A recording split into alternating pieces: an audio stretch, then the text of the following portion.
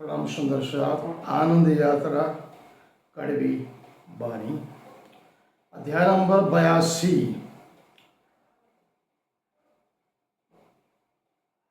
आज का युग 21वीं सदी का युग है। इस समग्र भारत खंड में भारत में भी कहो सनातन वैदिक परंपरा या हिंदू परंपरा केवल और केवल 5000 साल का ही इस भारत भूमि का इतिहास है। उसके पहले का इतिहास कभी कहीं भी दिखा नहीं गया, न को सचोट प्रमाण है। 2000 साल पहले बौद्ध हुए, उसी के समकालीन महावीर जैन परंपरा, हिंदू सनातन वैदिक परंपरा उसके बाद की है।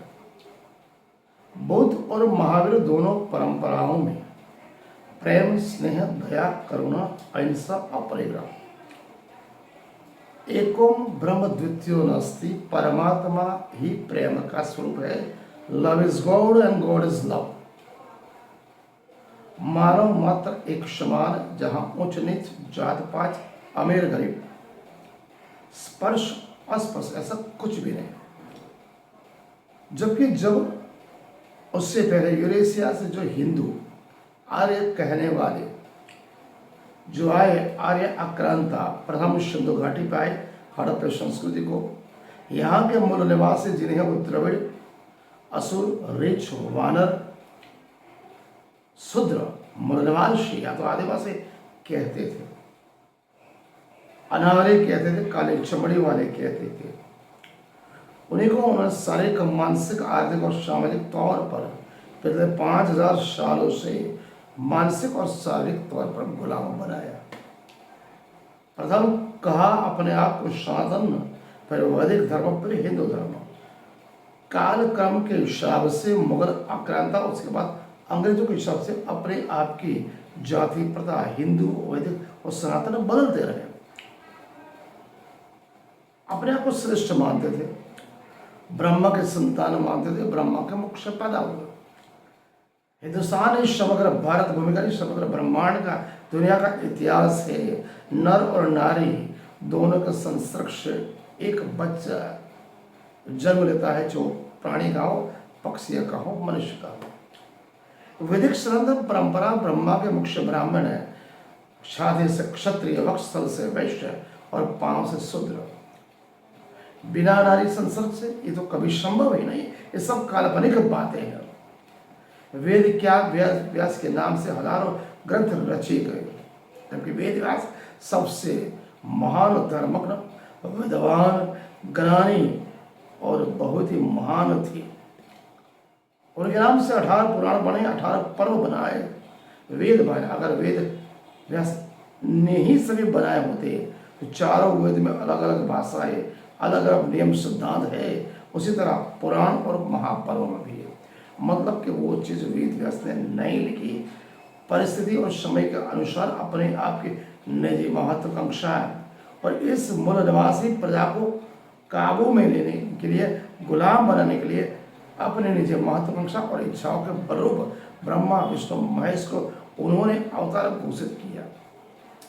यहाँ के मूल निवासी अवैधिक, अनार्य, काली चमड़ी वाले श्री कृष्ण, जो यहाँ के मूल निवासी थे, वैज्ञानिक क्रांति के थे, जननायक थे, उनको 24 विष्णु का अवतार घोषित किया। तो हिंदू कौन? मेरे हिसाब से हिंदू वो है जो केवल अरबी भाषा, उर्दू और फारसी भाषा शब्द है, जो मुस्लिमों ने यहाँ के आर्य के लिए गाली के रूप में प्रयोजित किया। वो हिंदू पिछले 5000 साल से महाभारत काल में एक नारी को जुगार में हार जाने वाले नंबर 1। नंबर 2, त्रेता युग में श्री राम, मर्यादा पुरुषोत्तम राम, पल पल, हर घड़ी, हर क्षण, हर घटना में, हर क्रमानुसार प्रथम नारी को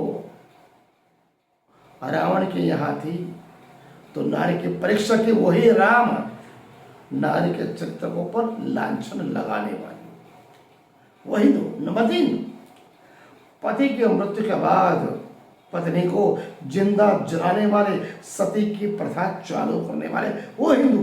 नंबर 4, अगर कोई विधवा स्त्री है तो उसको मंदिर में जाना चाहिए, देवदासी बनना चाहिए, ताकि वो पुजारी, पुरोहित और ब्राह्मण और पंडितों की रखेल बनकर जिए। नाम क्या रखा? अब हरि की हो, प्रभु की दासी हो। नंबर 5, देवदासी बनाना। कुमारी लड़की को जो सुंदर देखती हो।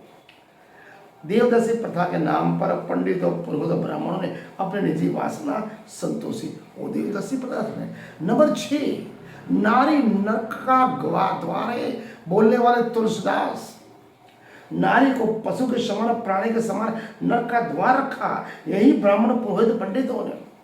जबकि वो नारी सर्वश्रेष्ठ है। पैदा होने के लिए आपको नारी चाहिए, माता करने के लिए माता चाहिए, राखी बंधवाने के लिए बहन चाहिए, और शादी करने के लिए औरत चाहिए। तो औरत सर्वश्रेष्ठ हुई कि नहीं हुई? उन्हीं के धर्म ग्रंथ बोलते हैं, एक राम और कृष्ण को अगर जन्म लेना है, ईश्वर परमात्मा भगवान को, तो नारी चाहिए, तो वो श्रेष्ठ हुई। वो नारी को अधपतन का द्वार कहने वाले वो हिंदू। नंबर 7, बाल विवाह करने वाले हिंदू।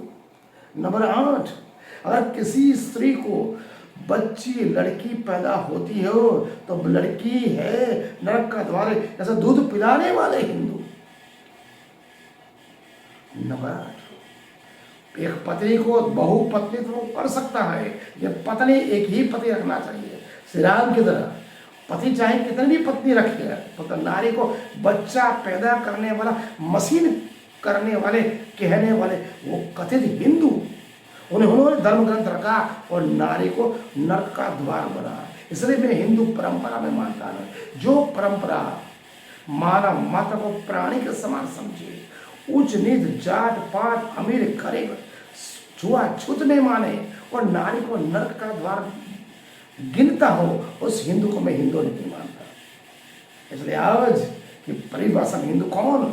न वो हिंदू है, न सनातन है, न वैदिक है, केवल और केवल पाखंड, अंधश्रद्धा, बाह्य कर्मकांड और निजी महत्वाकांक्षा, निजी इच्छा, वैभव विलास के लिए, अपने मान सम्मान के लिए यहाँ के मूल निवासी प्रजा को लुटने वाले ब्राह्मण और पुरोहित पंडितों को अगर यहाँ की प्रजा नहीं समझेगी तो वो दिन दूर नहीं, वही मनुष्य वापस यहाँ दाखिल हो गए। आज आप पैंट शर्ट कोट पहन रहे हो ना, वो पैंट भी निकल जाएगा, शर्ट भी निकल जाएगी, हेड भी निकल जाएगी, और गले में हांडी की जगह वो दुपट्टा, जैसे कुत्ते के गले में पट्टा होता है, ऐसा पट्टा है। इसलिए बाबा साहब अम्बेडकर ने जो 70 साल में जो अग्नि प्रज्वलित की, शिक्षित बनो, संगठित बनो, संघर्ष करो। अगर आपने अपने आप को तैयार नहीं किया तो वो दिन तो नहीं, आपको वापस वही हांडी पकड़नी पड़ेगी, वही छुआछूत का सामना पड़ेगा, वही आपकी बच्चियों को वासना के गर्दन को डालना पड़ेगा, देवदर्शी बनानी पड़ेगी। इसलिए मेरे प्यारे बनवासियों, सभी धर्म, चाहे ब्राह्मण, क्षत्रिय, वैश्य, शूद्र, सभी नारी से मेरी अपील है, प्रणाम है, आपके चरणों में गुजारिश से प्रणाम है कि अपने आप को समझो, कथित धर्मगुरुओं, ज्ञानियों, पुरोहित, पंडितों को समझो, उनकी चाल को समझो। आज भी वो आपको वापस 5000 साल पुरानी मनुस्मृति में ले जा रहे हैं। कर्मकांड, पूजा अर्चना, धर्म परंपरा के नाम पर। परमात्मा केवल एक ही है, परमात्मा कोई ना, परमात्मा के हृदय अंतरात्मा में मानव मात्र एक समय, चाहे वो किसी भी देश का हो, किसी भी राज्य हो, किसी भी तुरंत देश का हो, सभी अगर एक समान है।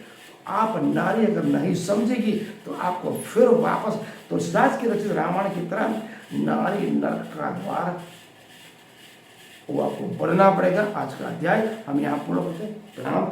आपने मुझे संदेश सुना, सुने और चुने भी, अगर गलत है तो कमेंट आप कर सकते हो। प्रणाम।